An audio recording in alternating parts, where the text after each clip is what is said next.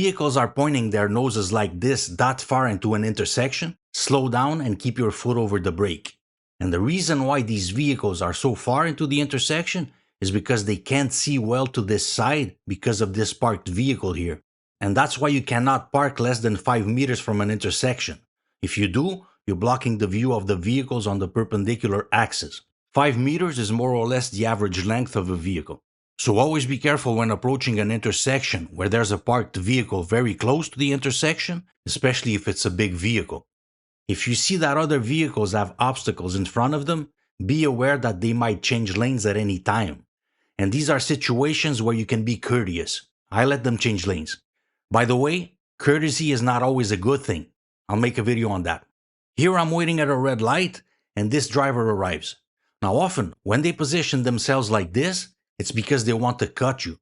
So a good tip here is to look at their hands and front wheel. After the light turns green, I see them putting the turn signal to the right and turning the wheel, and I see the front wheel turning right, so I can go. Now here's a situation where you have to be particularly careful at the exam. I'm arriving at a 4-way stop intersection at the same time as lots of other vehicles. So it's whoever arrives first goes first.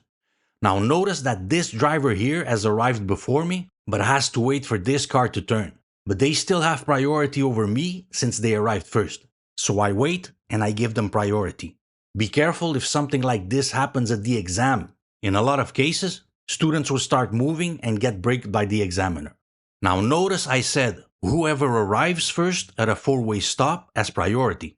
It's actually whoever stops first, but people rarely actually stop at stop signs.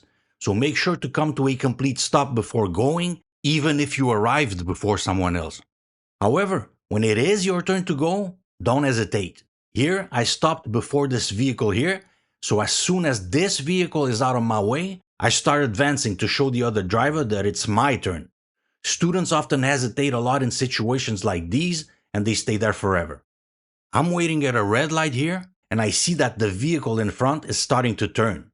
That means that they have a green priority light on their side, either a flashing green light or a green arrow to their left.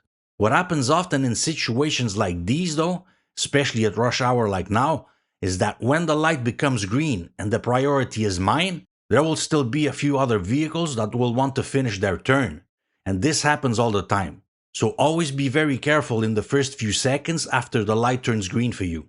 In this case I'm stopped, so it's not very dangerous. But be especially careful with this when you're approaching the intersection with some speed and the light turns green.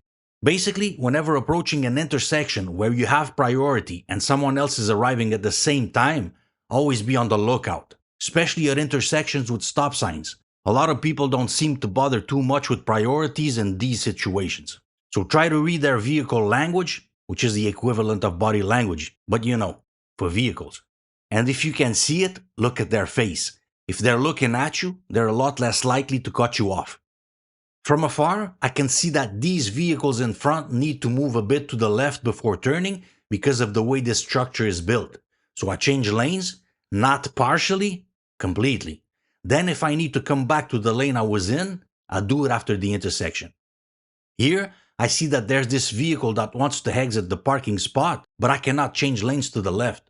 So in this case, I slow down a bit and I keep an eye on the vehicle's front wheel to see if it starts moving, and also the brake lights. If they turn off, the driver could be about to start moving. And as I've shown in some of my other videos, you can also use the reverse lights as hints.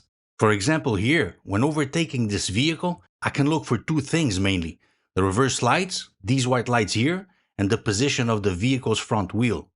With the wheel in this position, it can be a problem for me if the vehicle reverses, because in that case, the front of the vehicle will be pointing towards me. The reverse lights are not lit, so I can continue normally. Here the vehicle has its reverse lights lit, so again, I look at the position of its front wheels. They're straight, so even if it reverses, it won't affect me. Here I see that the vehicle has its reverse lights on, so I look at the rear wheel to see if it suddenly starts turning. I also go very slowly and get as much distance from the vehicle as possible. Now notice this white car there in front. This is something people do quite often, but shouldn't. They use a depressed curb to reverse and change directions. So when you see someone do this, be careful when passing them. And this is not allowed, by the way. In the next video, other road users like pedestrians, cyclists, and others, and leaving enough distance for other road users to maneuver. So stay tuned and see you soon.